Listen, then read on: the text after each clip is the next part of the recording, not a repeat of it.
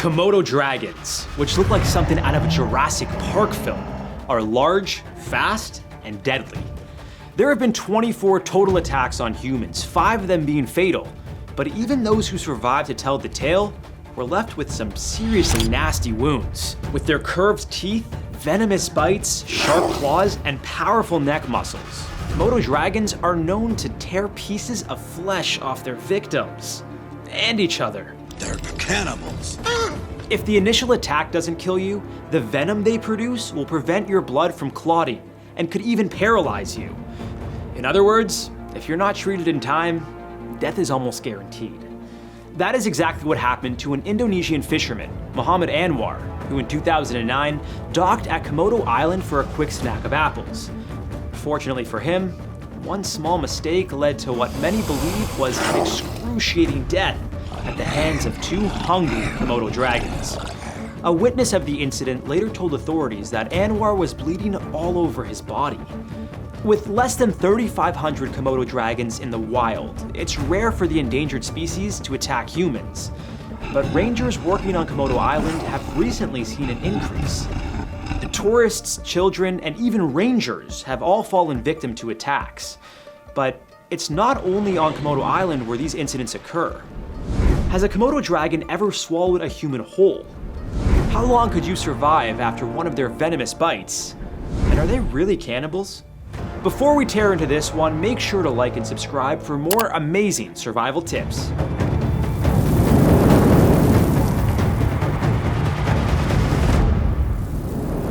On average, Komodo dragons weigh 155 pounds on an empty stomach, but the heaviest ever recorded came in at 366 pounds.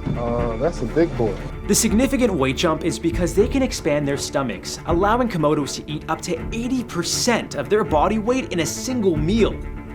That's like if I ate 100 Big Macs in one go. Are Komodo dragons mukbangers? Eating habits aside, male Komodos can reach an average length of 10 feet from head to tail. And with approximately 60 serrated teeth, they can do a lot of damage quickly.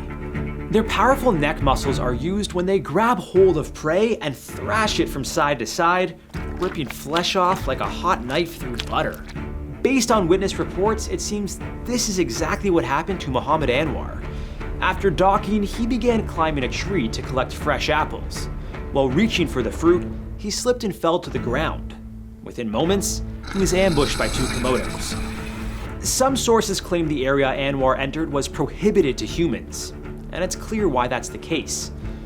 Teresia Tawa witnessed the attack and needed counseling after seeing what happened to Anwar. She explained that the dragons bit his hands, legs, and worst of all, his neck. The entire scene was brutal and bloody. He was pronounced dead on arrival at a nearby clinic.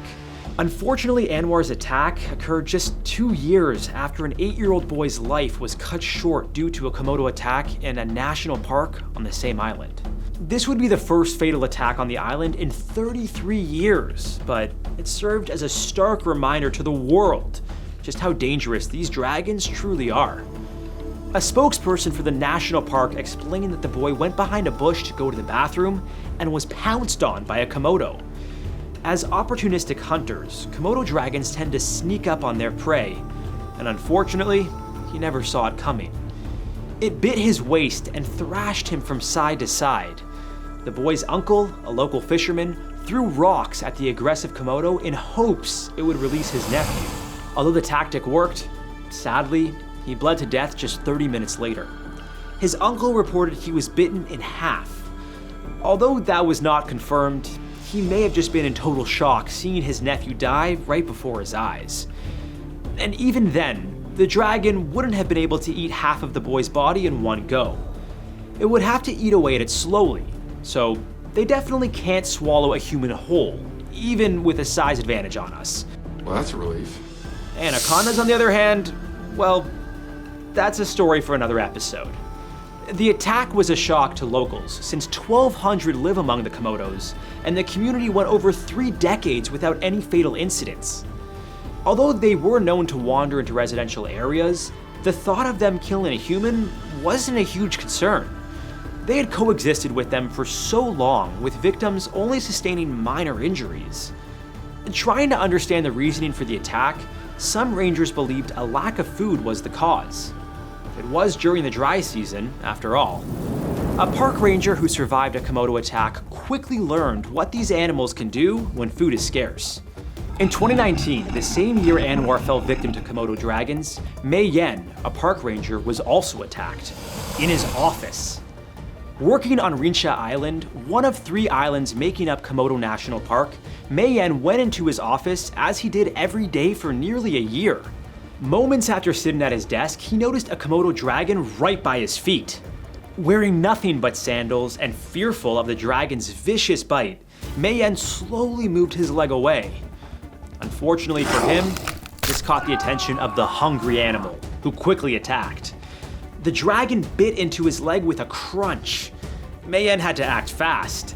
He stepped on the dragon's neck with his other foot in hopes it would let go. Determined to fill its stomach, the Komodo continued biting. In desperation, Mei Yen tried to pry open its mouth, and although he was able to get free, the animal managed to rip some flesh off of Mei Yen's hand as well. During the attack, a coworker heard Mei Yen scream for help and quickly came to his aid while alerting others. But no one was expecting what would ensue following the initial attack. With the ability to smell blood from almost 6 miles away, 7 other nearby Komodos headed toward the injured ranger. Thankfully, another ranger was able to fend off the new visitors with a large stick. This allowed the others to help Mei Yen get to a local hospital by boat to receive the medical attention he desperately needed. But his injuries were too severe to treat there. He was flown to Bali, where he underwent 6 hours of surgery and received 55 stitches. After a week-long stay, Mei Yen was sent back to Flores Island, where he spent another 6 months in hospital recovering. So how did the Komodo get into his office in the first place? Well, as it turns out, a cleaner accidentally left the door open overnight. To this day, Mei Yen still has trauma from the incident and doesn't like talking about the attack that nearly killed him. He still works as a ranger, but only indoors, where, statistically speaking, there shouldn't be any Komodos. Now, hopefully, you'll never find yourself being attacked by a Komodo dragon. But if you are though, these tips may help save your life. First, you'll want to be aware of your surroundings. If you can spot a Komodo before it sneaks up on you, you're already increasing your chances of survival. Move out of its way and get to safety. Unfortunately, you won't always see them before it's too late, and if that's the case, you'll want to do everything you can to fight back. Kick it, step on it, throw things at it, whatever it takes to get it to release its vicious bite, as time is now of the essence. Mei Yen survived his attack due to quick thinking, which means you can too. Think fast! Once free, get to safety and seek medical attention immediately. The quicker you treat your wounds, the more likely you'll survive. Although some sources claim that a Komodo's teeth can carry dozens of different types of bacteria, which could lead to sepsis, this theory has been debunked in a journal by the National Academy of Sciences. Their venom, which is released from glands in their lower jaw, will inject toxic proteins into your system. These proteins will lower your blood pressure and prevent your blood from clotting. It can also cause muscle paralysis, hypothermia, and shock if not treated in time. So, with all that being said, immediate medical attention is your best bet if you'd like to survive a Komodo attack. And the scary part? Komodo dragons are known to track down wounded prey. If that happens to you, they'll keep biting you until you're no longer moving. So the odds truly aren't in your favor. Given their ability to run up to 16 miles per hour, you'll want to move fast, if you can at all, before others come to join the feast. With a carnivorous diet consisting of everything from mice to buffalo, they're even known for feasting on their own babies if they're hungry enough. Yeah, thank goodness my parents aren't cannibals. If you haven't learned it by now, stay away from these beasts when they're hungry. The good news is, encountering a Komodo dragon isn't always necessarily a death sentence. Just ask the 5 scuba divers who found themselves stranded on an island with them. In 2008, a group of adventurous tourists were swept up by the strong currents of the Flores region while out for a dive. After surviving shark-infested waters for 12 hours, they found their way onto Rincha Island, nearly 25 miles from where they started. Tired, hungry, and dehydrated, the group thought they were on a deserted island and started scavenging for food. Little did they know, they had washed up on one of the world's only natural habitats for Komodo dragons. We got lucky. It's believed approximately 1,300 dragons live on the island, and it was only a matter of time before one spotted the newcomers. And let's just say it wasn't the warmest of welcomes. A Komodo immediately tried to attack one of the divers, Helena, with the group doing whatever they could to fend it off. She swung her diving belt at the aggressive reptile, and sure enough, it bit a chunk out of it. Helena later explained how it was trying to bite at her feet and attempted to attack 3 times before it finally fled, likely because the other members of the group were throwing rocks at its head. Thankfully, the diver survived 2 days and nights by eating raw shellfish, all while signaling for help. It was their orange emergency float that caught the eye of the rescue crew looking for them. They were all taken to a hospital on Flores Island and treated for dehydration and minor cuts, and celebrated their brush with death at a local bar. Yeah, I'd probably want a nice refreshing cocktail or two after that ordeal. While most of these attacks happened at Komodo National Park, there are over 50 zoos worldwide that keep Komodos in captivity, and one of them in Hollywood became famous for the wrong reasons. In 2001, while on a private tour of Hollywood's Los Angeles Zoo with his then wife, actress Sharon Stone, Phil Bronstein was happily taking photos of the animals. Good old Uncle Phil.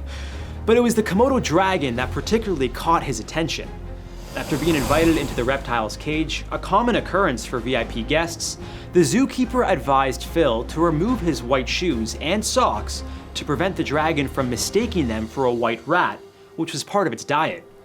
Wow, okay. That's a red flag if I've ever heard one. As Bronstein moved in to snap a pic with the captive lizard, it lunged at his foot and nearly bit his big toe.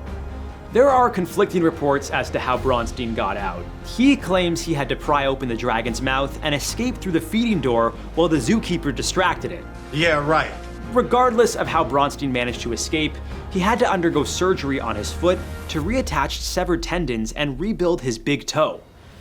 Despite his injuries, he chose not to press charges against the zoo. I'm also happy to report that the Komodo was okay following the incident. Maybe this should be a lesson for all not to get too close to wild animals, even those in captivity. There are less than 3,500 Komodo dragons alive, mainly due to habitat loss, climate change, and poaching. Unfortunately, locals on Flores Island have been known to burn the dragon's natural habitat to make room for land developments. And poachers regularly hunt the world's largest lizard for profit. Poaching has become a serious problem for the Komodo dragon population, with merchants selling them for between $3,500 and $35,000, depending on their size and whether they're dead or alive. While tourism does help sustain Komodo National Park, it is also seen as an issue. Tourists are known to feed the wild reptiles, which can disrupt their mating behavior. Don't do that. Even though females can give birth without the need of their male counterparts, thanks to a process called parthenogenesis, this only allows them to give birth to males, and this can hinder their population. Rising sea levels and habitat destruction to make way for agriculture are expected to reduce their natural habitat by 30% over the next 45 years. And these guys, as scary as they are, play a significant role in our ecosystem.